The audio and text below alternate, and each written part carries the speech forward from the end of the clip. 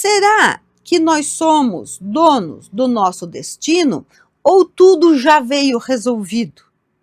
A ideia do determinismo vem de longe.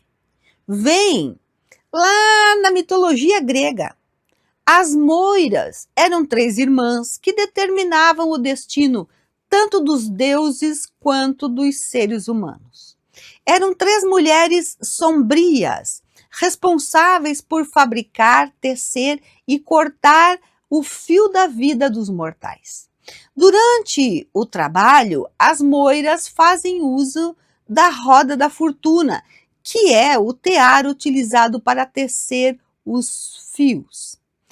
As voltas da roda posicionam um fio de cada pessoa em sua parte mais privilegiada, no topo, ou em sua parte menos desejável, no fundo, explicando-se assim os períodos de boa ou má sorte de todos.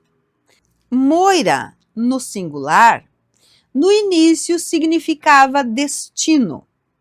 Na Ilíada, representava uma lei. Essa lei pairava sobre deuses e homens. Nem Zeus estava autorizado a transgredi-la sem interferir na harmonia cósmica. Cloto é a que tece, significando em grego fiar. É ela quem manipula o fio da vida a iniciar a sua trajetória. Laquesis avalia os compromissos, as provas e as dores que caberão a cada ser, distribuindo assim entre os homens seus respectivos destinos. Ela também sorteava quem partiria para o reino da morte. E Atropos, que tem sob sua égide o poder de romper o fio da vida. Na Grécia, seu nome tinha o sentido de não voltar. As Moiras estão ligadas às etapas essenciais da existência, o início e o fim da vida, nascimento e morte. Para os romanos, as Moiras eram conhecidas como parcas, que vem do verbo parir, dar à luz, assim estavam associadas ao nascimento. É a parca que tece o fio da vida no útero materno. As Moiras, ou as parcas, eram senhoras do destino, desde o nascimento até a morte.